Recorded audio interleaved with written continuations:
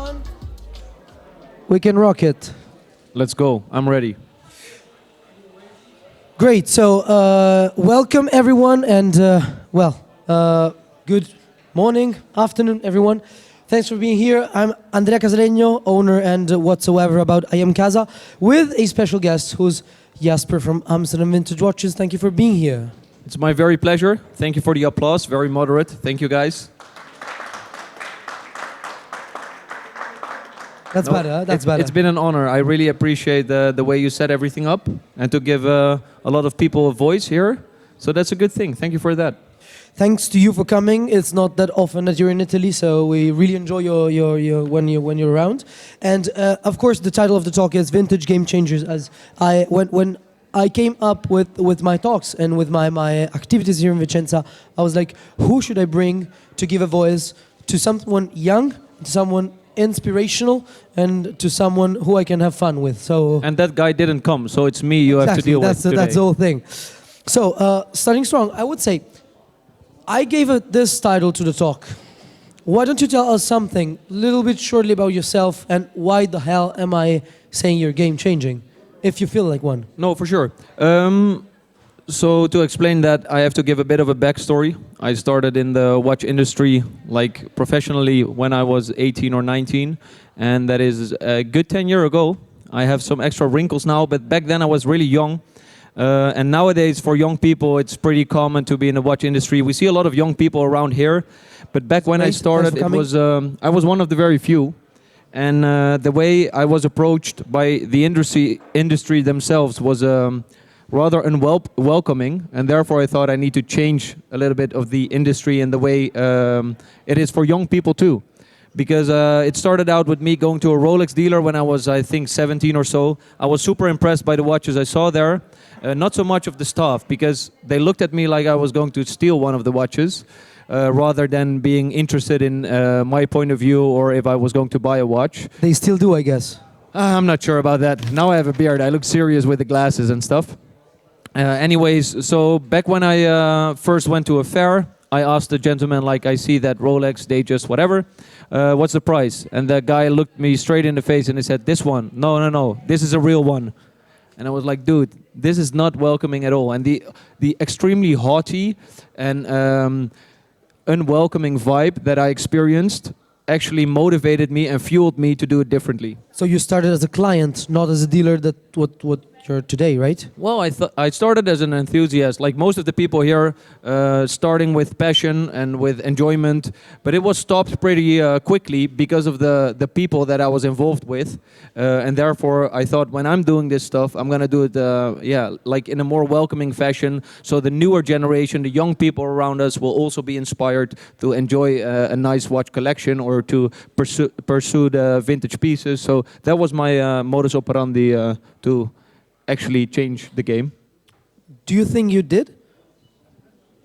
Well, it's gonna sound real arrogant if I would admit it. Well, I think it was also a matter of timing. So obviously, when I started 10 years ago, I started with Instagram, which is a great way to reach and approach a lot of young people. And this was really the early days of Instagram, especially watch related. So I think it was the perfect timing, because otherwise, if I wouldn't pursue this endeavor on Instagram, I'm sure somebody else would have done it. So I'm not so much of a game changer. I'm just part of the wave of the game changers. That might be a better designation. Awesome. And I know you're a former soccer player somehow, so thanks for the assist. Therefore, how did you come up with the idea of going on Instagram? Because as far as I can remember, you did actually start early, and yes, you did have a shop, but a lot of people still do and still have one and whatsoever, but you really did, like, you put effort into it and you decided somehow to make it something serious and not just, oh, I do Instagram because I have fun. Like, was it something you did on purpose? Well, I started out with a physical store. So my family was in the jewelry business. My father is a goldsmith. And he already taught me the beauty in these emotional products. Because regardless if it's watches, if it's jewelry, in the end, you're buying something that you don't need. That's the bottom line. But you're buying it because you want to, because your heart tells you to buy it. And the history that is engaging for me as well, and the story behind the watch. But I started out with a physical store. And back then, I think 99% of the sales we made were just in store. store. Basically, my first day was just walking into the store, sitting into the store, waiting for people to come into the store to buy stuff. And obviously, that's now, it sounds ridiculous, but 10 years ago, everybody did it like this. Okay, you can go to fairs and stuff, you can be out in the field.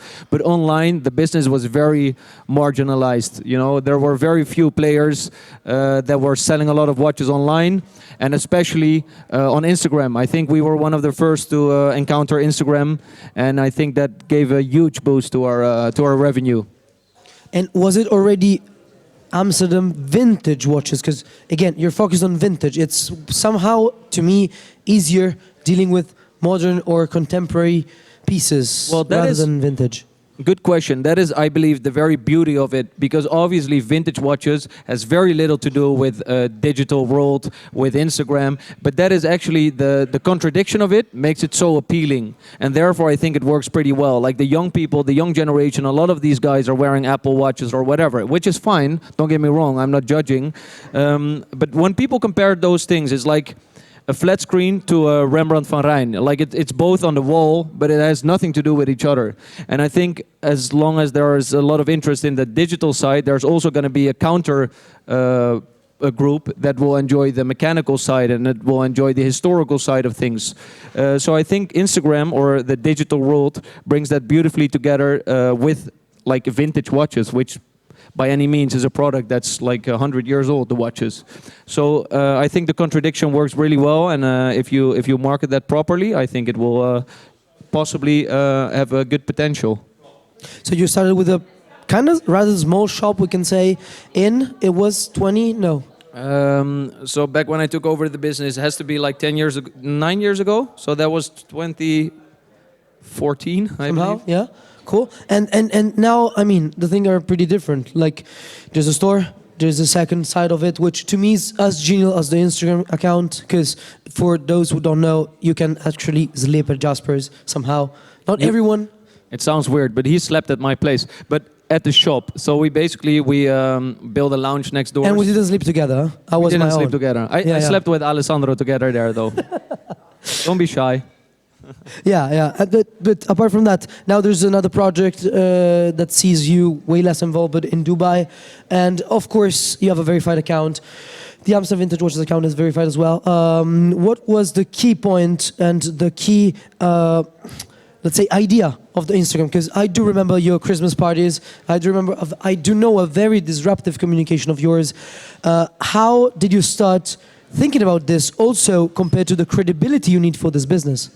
Credibility is a huge factor that comes into play. So the moment you enter Instagram and you start showing your personal side of things and you start showing the behind the scenes and people see your face, it's beautiful because people really get the feeling when they're buying the watch from you, they're buying the watch from a group of friends because they see we go out to dinner with the team. They see we're having fun hunting the watches. They see we're meeting different dealers. So it really builds your credibility, and therefore I think it makes it easier in the end to make a conversion into a sale. But I do believe like the brick and mortar store is an added value because people will always have the confidence. Also, like a little bit older generation will feel like they have a place they can come to.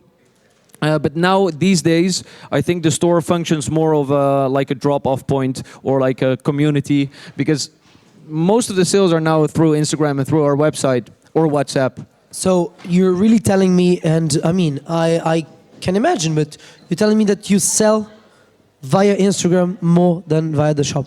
Yeah, either directly or indirectly, because obviously there's a lot of people that come to the shop because they know us from Instagram. Okay. But then again, also a lot of people, when we post a watch online, they just DM and they just say sold, which is, to me, it's mind-boggling. Because nowadays, to a lot of you guys, it's not that uncommon. But I mean, sending 40, 50, 100,000 euros over by an Instagram picture, that's crazy, and I believe that's also a lot of confidence people have in us. So I'm very flattered by that. But that's the way we work, and we want to really, with Instagram, reach a wide audience and give them an engaging way, engaging content, so they can actually see how it goes. Yeah, somehow really engaging, right?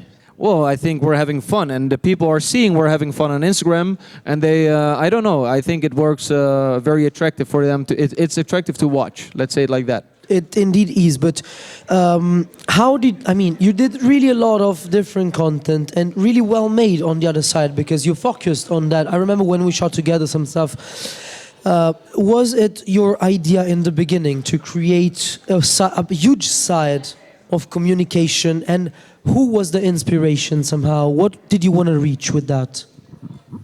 Got to be honest, in the end it's trial and error. We didn't really think it through. We didn't think, okay, we're going to do this way, we're going to do that way, and then in 5 years' time we have this amount of followers and we do this amount of revenue or whatever. It wasn't like that at all. I was just like, okay, who's my target audience? Well, actually, my target audience is the guys that are like me, who enjoy watches, who want to be inspired by new pieces every week, who wants to have the fun and games inside the watch community. So that was my target audience. So I could easily just figure out what is nice to post. What would I like? So therefore, it's also very genuine because people see we're just having fun. We're doing our own thing. And sometimes we do shit that, I'm sorry for my language, sometimes we do stuff that is not so much appreciated. But in any regard, the thing we do is meant to polarize also a little bit, right? Because I rather have 5 people absolutely enjoy it and 5 people absolutely hate it than 10 people who don't have any opinion at all. Because both the 5 people that hate it as well as the 5 people that love it, they will all send the video to other people saying, oh, Jasper is such a jackass, or the other guy saying Jasper is a cool guy. But if nobody thinks anything about you, then it's not working. Yeah, I remember the Patek on the River, for example. That was polarizing. The Patek on the River was a good one. We had some backlash with that one, but yeah, sure. Okay, so and for as far as I can remember, I mean, now you changed the business model pretty much, but you were somehow the Datejust guy, but not in the wrong way, like the guy I go to, and to me, it's you that made the Datejust popular, because from time to time when I talk to other dealers, which I really trust, enjoy, and support, in some way they maybe not support other people that much. But to me, yes, you all sold a lot of Datejusts, that for sure. But you did put a, underline on that.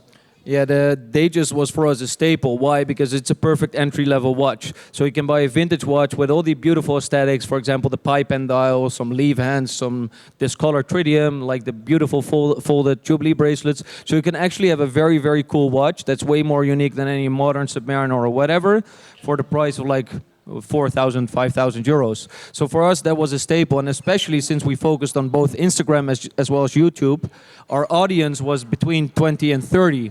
So a lot of these people can afford a watch that's in that segment. So therefore, I think we sold at a certain point, I think we sold at least like 10 Datejusts a week, which was very tiring, but it was also very fun.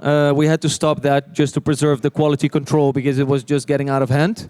But it was a great way to bring a lot of people to the table and a lot of people to the watch community by buying their first Datejust. And still to this day, I enjoy that the most. The guy that buys his first watch from us, that's such a special feeling because now our clientele often buys watches. 80% of our revenue now is from 20% of our clientele, and oftentimes they buy a watch that's like 200,000 euros. But in the end, that expense for them is not nearly as special as the 4,000 euro that the 90 or 25-year-old guy or girl spends on a Datejust. So you can just see it in their eyes, like, wow. And they're trusting you with this money for a watch they know absolutely nothing about. And for me, that's beautiful too.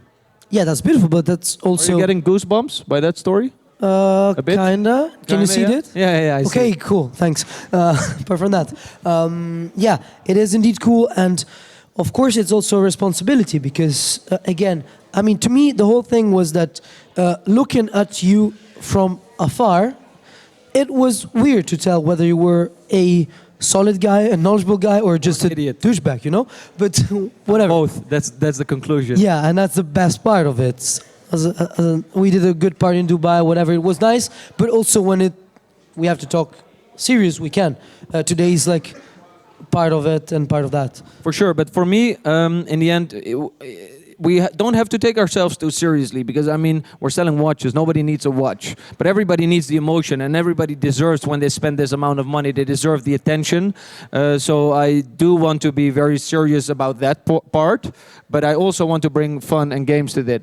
For me, the best compliment we ever had was a gentleman after we posted a 16600, so a Sea Dweller we posted on Instagram for like whatever, 8,000 euros a year and a half ago, and a guy messaged us saying, okay, I'm interested to buy this watch, but I want to trade in my watch. Is that possible? And I'm like, yeah, sure. What do you have? And he showed me the exact 16600 that he bought from another dealer. He said, I want to exchange it because I want to have the feeling that I bought the watch from you, because now I have the feeling that I bought it from a guy that wasn't really, let's say, a nice fella, and I don't have the feeling, but the watch is my absolute grill. So I want to exchange it and buy yours. And I said, okay, listen, we gotta make some money here, so you're paying 1,000 euros extra. He was like, no, that's totally fine. I'm happy to pay 1,000 euros extra just for, you know, to have the feeling when I look at my watch, when I look at my trophy on my wrist, that I bought it from you guys. I was like, wow, that's amazing.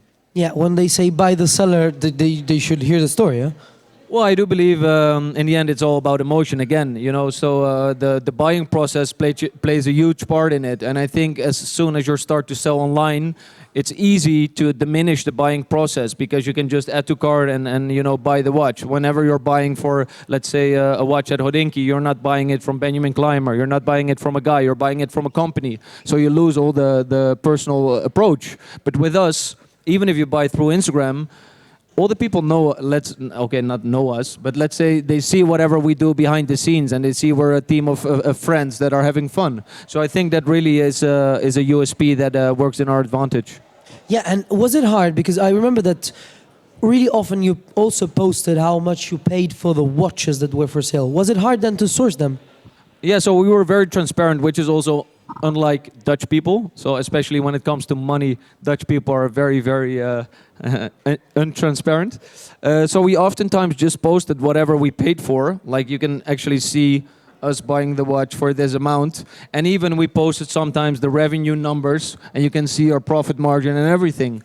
And I think that is, again, that works both ways, because 5 people will absolutely hate that and will send it to other people like, look at these idiots and this is a disgrace and whatever. And 5 people will say, well, that's actually kind of dope. But in the end, 2 of those 10 people are going to buy the watch. And if you don't do anything at all, or if you don't do any disruptive at all, nobody's going to talk about it regardless. Yeah, that's for sure. So how was also, I think with social media it was pretty easy, but did Amsterdam as well played a huge role? Because I met a lot of your big, top clients, and a lot of them still are Dutch.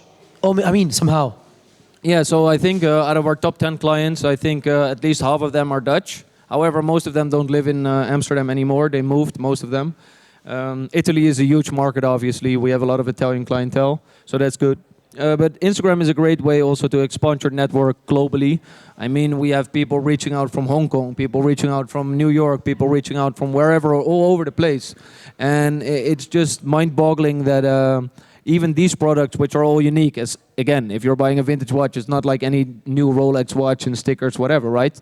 So again, it's courage for the buyer side, and it's confidence that we have to offer, and that makes this thing work. And I think that's really, really special. Yeah, but I remember when I interviewed you last time at your place, you told me that you're not that good at selling watches because you really like them. I mean, your team is better than you to sell watches, and you prefer to buy them and to source them because that's what tickles you.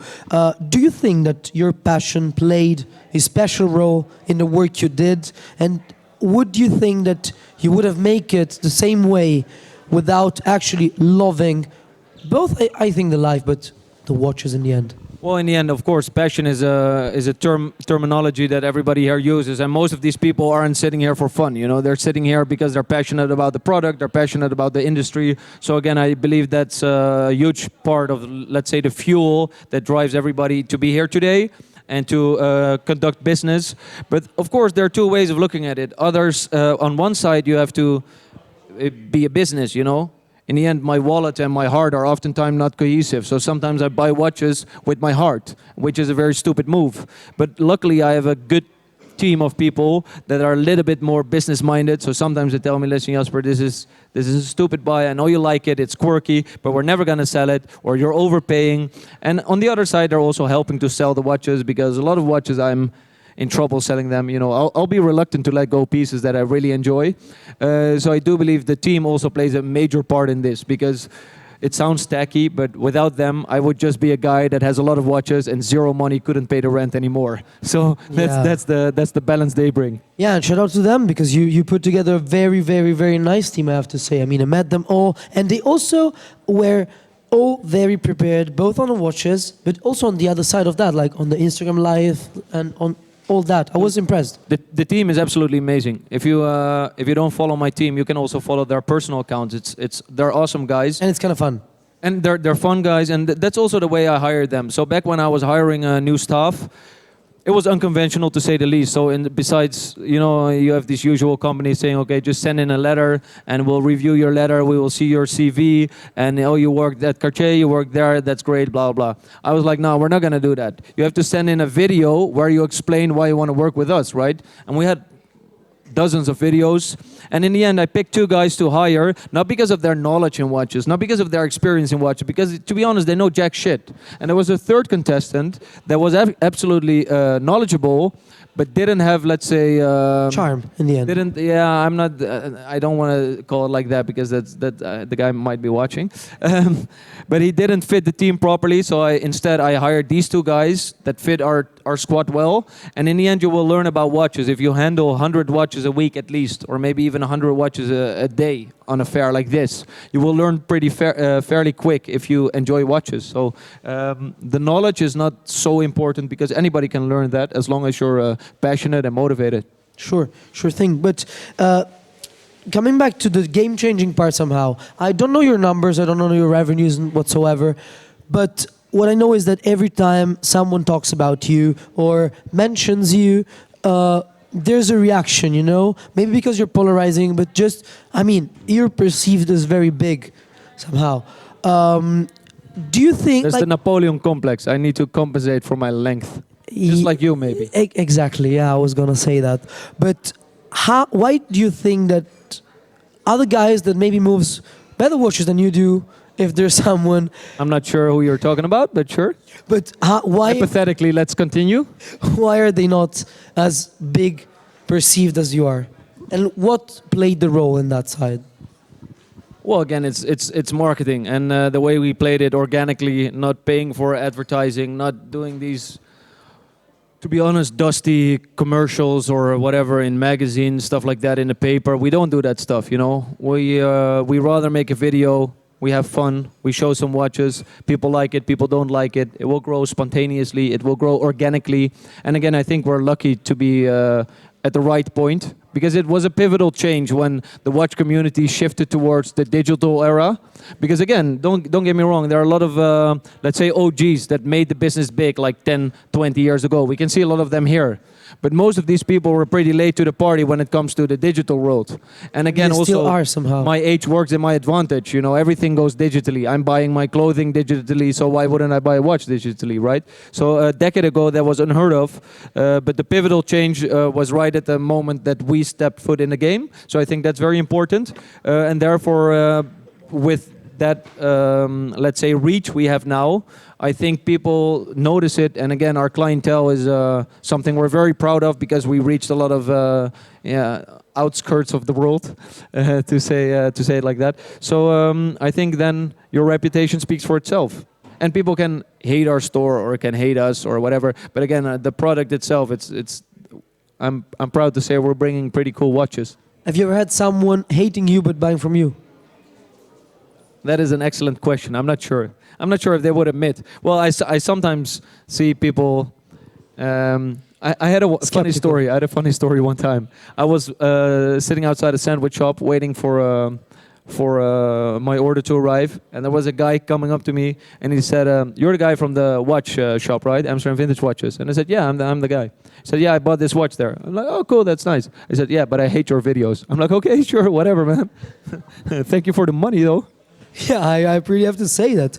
And what about now? Like, the business changed a lot. Also lately, you were really good in, for example, spotting the Cartier trend when it raised. I remember we were talking about that. What about now? I mean, you changed a lot inside of the business. Now it's no longer below 15K, for what I know. maybe you raise the bar again. So what's next? Well, the Cartier trend, obviously, when we hopped on that bandwagon, we were one of the few. So that's not, I'm not accounted for it. For example, Time Baraf is here, who did a great job in that. Alessandro did a great job. You did a great job with Cartier. So I think you want to explore your opportunity. You want to explore and learn new things. And if you only stick to a certain brand or whatever, you might lose a lot of cool insights and a cool different mentality watches. For example, your talk collecting outside of the box. Yes. Is really important. If you haven't seen that, watch that, because it will show you there's so much more than the run-of-the-mill watches. But then again, you have to keep an open mind. However, I do feel like you have to specialize. So that's what we are doing. We're focusing on 4 brands, and not because we dislike the rest, but I just prefer to be good in 4 brands than to be mediocre in 10, right? So I do like to specialize, and the way we priced our watches now, so we start at 15,000 euro, and that was basically the only reason we did that, it was supply and demand. And the supply was just too low and the demand was so high underneath. So we couldn't deliver the watches. We couldn't make everybody happy. For every Datejust that we sold, we had 20 people that we had to disappoint, you know? So that's it sounds like a good thing, but it's actually stupid. And then in the end, you're also more likely to make mistakes, because you're going to be like, okay, well, we have buyers who will take it anyways. So let's just buy this one with a shitty bracelet, or buy this one with reloomed hands, or get this one, or ask even higher. So then in the end, you're destroying your market. So therefore we quit those watches. But you know, when you just told that you had other 20 people waiting almost in line to get the watch that you just sold, it reminds me of someone else around who's not a dealer but brands in general. So my question is, apart from that, which I think it's already one, what is there to be changed in the watch industry that you didn't, or that you maybe just focused on now, or just noticed now? That's an excellent question. Again, my procedures, my modus operandi is more trial and error. So if somebody would ask me 5 years ago, where would you be 5 years later, like today, I would definitely not have guessed or even dreamt about being at this point. So I think it takes away a lot of the spontaneity if you picture yourself or picture the market somewhere. So it's very hard for me to answer that question, because I'm not that innovative. I'm not that visionary, to be honest. I just like to enjoy today the watches. I like to enjoy tomorrow the watches, and I like to enjoy the next day. And then it will bring me to a path. And when I see the opportunity, I'm happy to seize it. But the way it will arise, I'm not sure. It doesn't this is the part of the game-changing side of it. Grazie. I can keep this. Thanks to the guys who offered us a beer. Thank you so much. They're so nice. That's the highlight of the talk. Thank you so much. Cheers. Cheers. And thanks for the water as well. That was unexpected and we didn't plan it, so that was game-changing, you know? I love the Italians. That's all I can say. The Dutch beer is better, but the Italians are great guys. But we have better food, apart from risotto. But still. So, apart from that, I'm really happy Abi arrived, because I was making a joke about that. I was going to make a joke, but still can't. So, now I see that a lot of people want to get in touch with you, want to shoot something together, also dealers. So, what is the reaction now compared to what was in some times? And do you see someone else around that could be you in 10 years? Or you're going to still be you in 10 years? I hope so then. I'm not sure you should aspire that. It's not that great. However, I love the content creation. So, for example, what you're doing with IIamcasa channel, that's amazing. Swiss so Watch Gang, for example, Marco Concina, that's amazing. And I love these guys actually bringing out content that's engaging and that brings a new audience to the watch world. Yet, there are very few people that do that and are also dealing watches, because it's the difference if you're actually inside the industry or if you're looking at it from the outside. And that's no offense at all, but obviously most of these channels that are created around content are sponsored, and they cannot say whatever they wish, which is not a bad thing necessarily, but we do say whatever we want. We have an honest opinion, and I think that in the end will again polarize, but it will also work engaging, because when you display your opinion and people see it's genuine, they will either agree or disagree, but they have a reaction. And if you have a middle of the mall kind of response to pieces because you're paid to say that, then it's going to be less genuine. Yeah, I do agree. Mr. Andrea? No, just kidding, just kidding. No. Luckily, I just take stuff that I really like. That's a good side. That's a good side. But apart from that, I mean, last couple questions, so then I can ask you a couple more personal and more fun questions. But what is something? I mean, that's super cliche. I know you're a good bird, but what's something you would suggest to both a collector who starts now, but I think we already answered like yesterday, but also, is it worth it to be a dealer nowadays?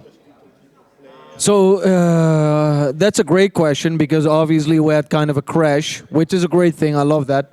The market is kind of saturated with dealers with dishonest intentions and just cash grabs. You know, that's the thing. That's the reason why everything went high. It's just a dealer frenzy, dealers selling to dealers. It's something we've seen common for a long time, and we've also displayed this. You know, you can check out our Instagram stories for a year ago. We told this was going to happen because, of course, the market was flooded by these dealers just for the cash grabs. I think the previous chat was also about that. The market.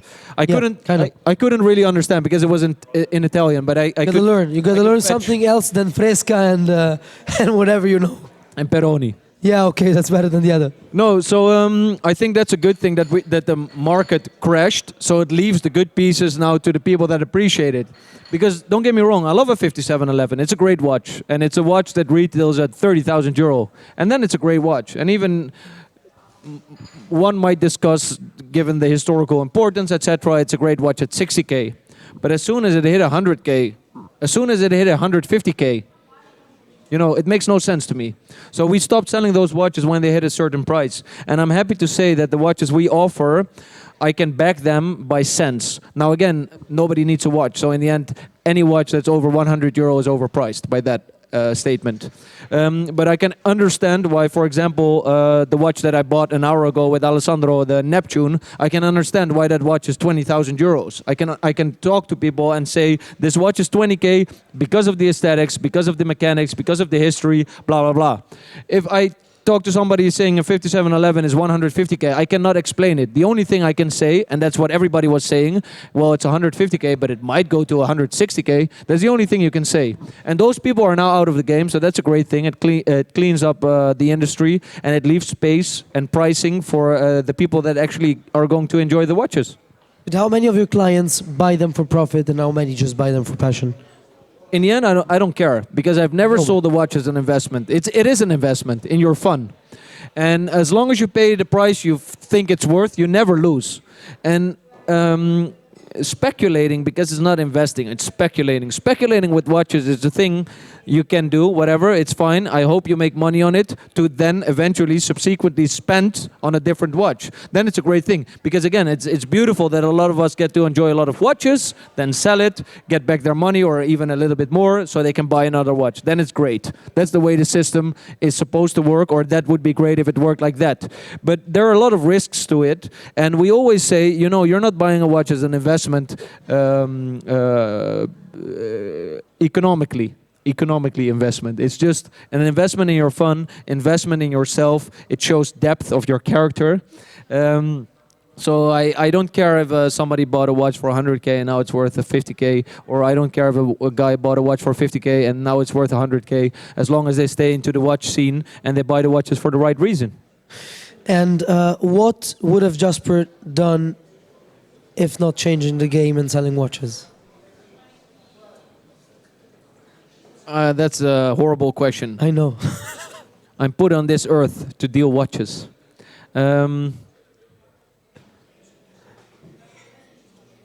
Next question, please. Okay, is there a watch that, I mean, now I think we'll go back to the funny stories. And if someone has a question, we're happy to answer. But in the meantime, what's the funniest and what's the most fulfilling watch you've sold? Thanks. Well, the watches that bring me on a journey, those are great. I just acquired a very special watch because not because I like the aesthetics, because actually I don't. It's a Daytona made for the Dutch national team. It was the last special order Rolex ever made, and they haven't made one in a fair bit. So it was delivered in 2010. But I've been working to get that watch for 4 years with 5 different players. So only the players were allowed to buy that watch. Obviously, these football players, they see it more as a trophy and they don't need the money. So there are not a lot of watches that are going to end up at in the sale, you know. So what happened? I tried 3 or 4 guys. In the end, I never was able to make a deal. One of the guys was asking like 85K. I thought back then it was too much. Then I overplayed my hand because I was so, let's say, happy about this watch coming to the market. I told it to somebody else, and he bought the watch, and subsequently brought it into auction. It sold for 440,000 euro. So that left me a potential profit of 350K that I lost. So I got even more motivated.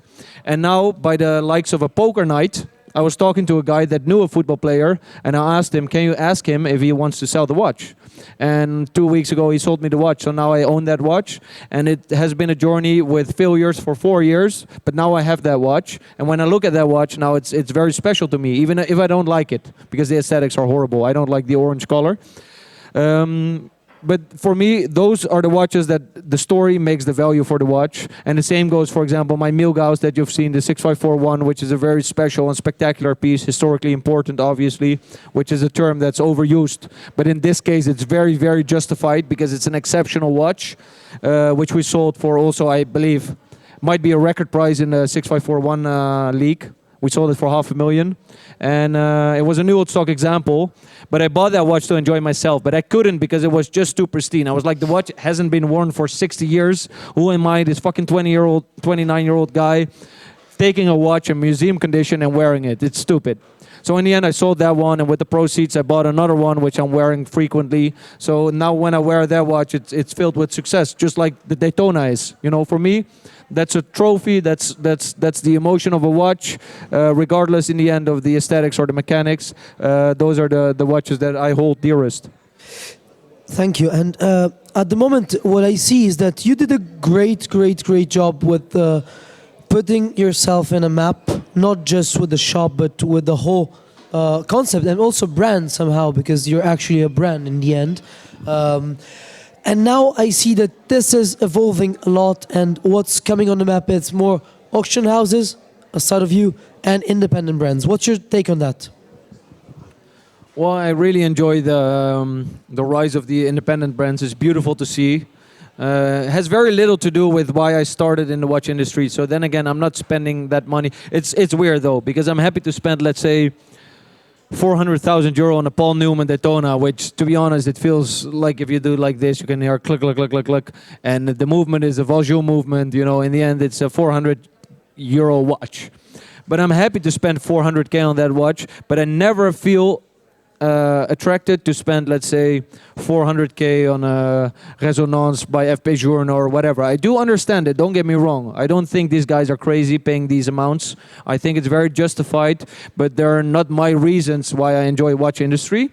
So those are not my watches. Again, I wish to focus on vintage pieces, pieces that have this backstory, and the mechanics are, for me, a little bit less important, unless it's intertwined with the design and the history, but merely the mechanics. Like, for example, George Daniels. Of course, if you have that watch in your hand, it's an amazing feeling. It's an awesome watch. That's an artisan at work. That's Van Rijn for the watchmaking industry. Rembrandt, of course. But in the end, I'm not seeing why the watch is worth that value to me. So I would never pay that. So for me, I would stick to vintage. So I hope that answers your question. You did. So you jumped on the. I mean, you jumped.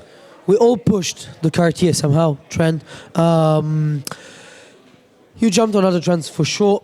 Now, what about the kind of retro independent, as someone here in the audience calls them, or neo vintage? What do you think about that? Is it interesting? It's worth the hype?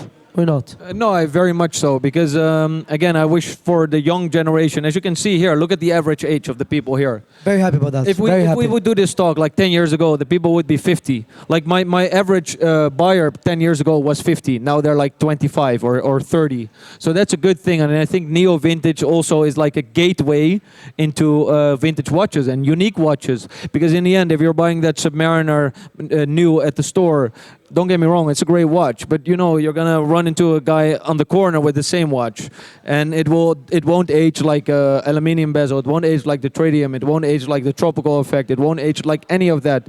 And I do feel like the neo vintage is an exploration zone for a lot of people to dive deeper into the watch industry and the history, instead of just buying a new Rolex and then flexing with it because they just think it looks good or whatever. Great. So in the end, I mean, we would be super happy to answer some questions if there are. If not, what you gonna do next? Apart from taking a plane and going back. Well, I want to say my plane leaves in like 2 hours, so I gotta bounce in a bit. So if you do have a question, please make it clear now because I have to leave after the talk. Anybody has a question? Alessandro has one. Yes.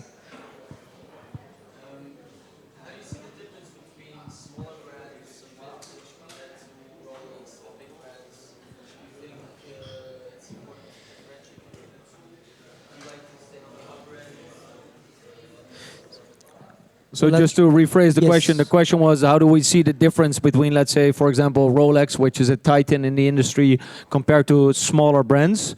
Smaller brands are very interesting to explore. There's a lot to be found.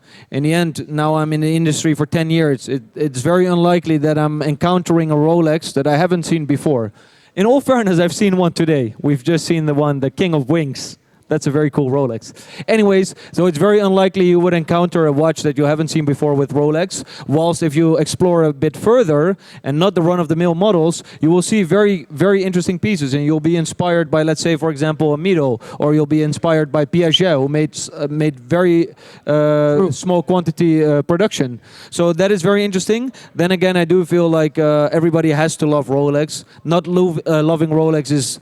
It's not credible. In the end, if you like cartoons, you like Disney. So you cannot say, I like cartoons, but I don't like Disney. That is Rolex for the industry. If you prefer another brand for whatever reason, that's great for you. It's fine. But that brand wouldn't be there if it wasn't for Rolex. So you have to owe it to Rolex. You have to give them the respect. It's an incredible company, regardless of their current positioning in the market and their current way of, let's say, expanding their business. So I do believe like it's good to stick to the classics and to stick to the brands that were most important, historically speaking, in the evolving of the entire industry. Yet, it is very interesting and enlightening even sometimes. I can be very excited by a watch I haven't seen before. And that just isn't often the case with a Rolex watch. You can often find that in different brands that offer a lot of value for their... they offer a lot of value. I mean, you can buy a very cool, unique piece for like 3,000 euro. You have an awesome Piaget. Whilst when you start at 3,000 euro, you can't get a single Rolex. Sure thing. One question I've never asked you in private. Has any watch brand asked to work for them? That I work for them? Yes. Well, I know for a fact that some brands, in the end, I do feel like demographically we have an interesting audience. So a lot of young guys and a lot of brands see, as you can see as well, a lot of brands can see there's the future. So they want to, let's say, maintain their position in the market or take them a position in the market. So of course we've had a lot of offerings on collaboration, stuff like that. But unlike you, we don't sell our soul. No, that's perfectly Just fine. kidding, my friend, I of know, course, I know. just kidding. No, but the question was, has anyone ever asked you to quit Amsterdam Vintage Watches? No, I don't think. No, I don't think that will ever be the case. Again, I think I'm too foul-mouthed to hire. So I don't think it's a good move, anyways. For, let's say, a Cartier would come to me. I don't think it's a good move for them to hire me because I'm pretty direct and I have my opinion ready and I'm happy to spread that and I will always do that. And I think the brands won't appreciate it in that fashion. Yeah, we can say that you're very direct, pretty much. Well, guys, thanks for being here. Thanks, Jasper, for being with me. It was a great pleasure to see you in Italy. Safe trip back. And it's the last moment if you have anything to ask him, if you want it. Yes, sir.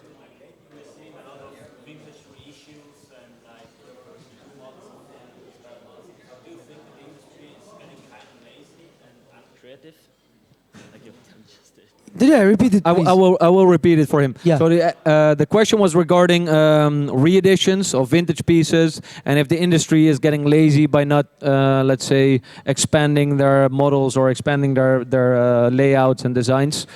Again, that's an interesting topic because there's two ways to look at that. On one side, I think it's a good gateway for a lot of people that are into modern watches to see what vintage watches have to offer. But on the other hand, I do feel like they lack innovation, they lack exploration, and also that it's let's say just a cash grab from the history. So something that proved itself, for example.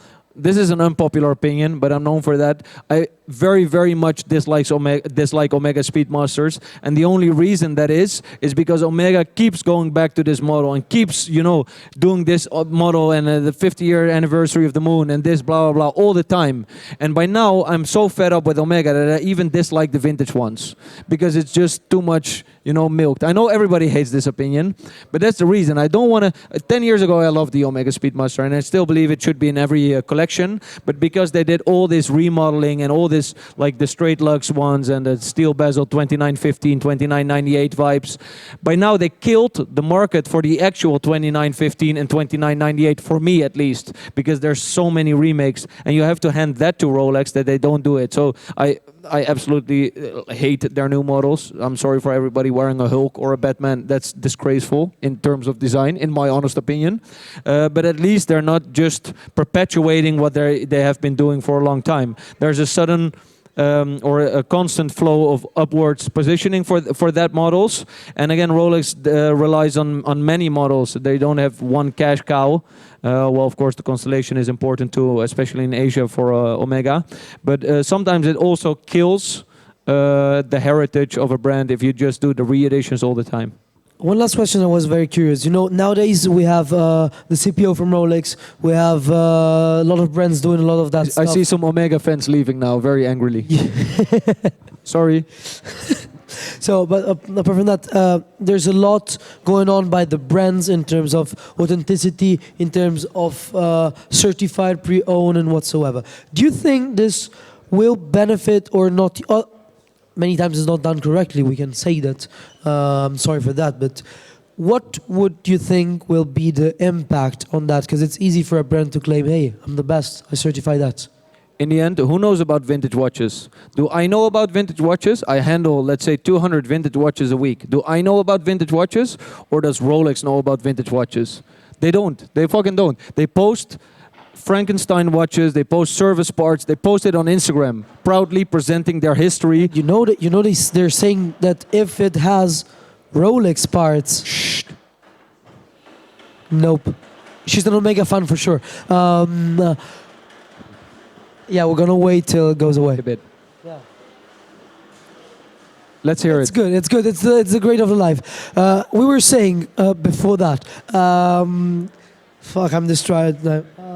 What the fuck was I saying? So basically, we were talking about Rolex. They don't really grasp their history. One of my worst experience was handling an IWC 666 Ingenieur. It totally destroyed the affinity with the brand for me. I had, in my opinion, one of the most important Ingenieurs in the world, like a black glossy dial, pristine condition, exceptional watch. But the handset had tritium that was, or even radium, that was slightly cracking.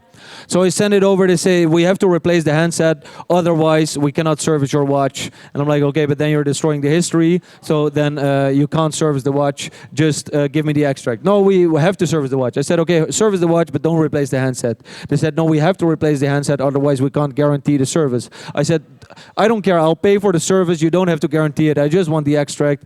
They said, no, we can't do it. So I let the watch come back. I took off the handset, I sent it back to IWC without a handset to service.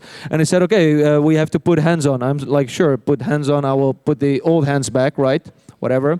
But they didn't only put the hands back, the other handset, but they re-loomed the dial with Luminova. They totally destroyed one of the finest IWCs in the world, and that is not uncommon practice. You can see it with Cartier, who refinished one of the most important Tank allongés that are ever brought. I specifically said, don't replace the dial, and they said, well, we didn't replace it, we refinished it. I'm like, dude, you don't understand the history. The same goes to say for Rolex, replacing it and stuff with the service parts, for mechanical preference, which I understand, but then don't pretend like you do understand the vintage market.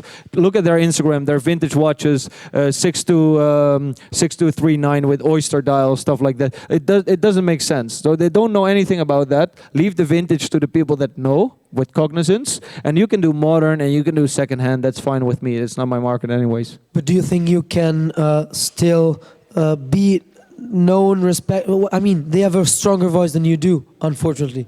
So, do you think we're gonna have an impact about that, or can we make it?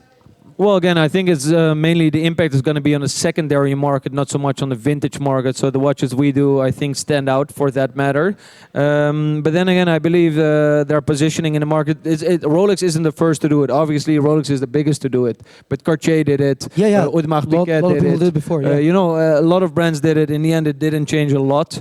If anything, it might reach a broader audience and bring more people to the secondary market, but I don't think a lot of dealers that are genuine and that are honest and that are reputable should have to worry. Well, thanks for that. We hope so. And if they do, then probably they're not doing a good enough job. So that's their own mistake. Favorite stone on a day? That's interesting. That's a very good question. So we do specialize a bit in day dates, and by any means I enjoy stone dials because I study gemology. So for me, that's an extra. You have one, yeah. I have one, but it's definitely not my favorite. Well, aesthetically, I like the onyx dials because it's just clean, especially the one without markers. But it's kind of too common now. Like everyone wants it. Yeah, but 90% of those are service dials. So this is not a service dial. This is the Swiss dial, not the Swiss made with the oval O, which is a service dial.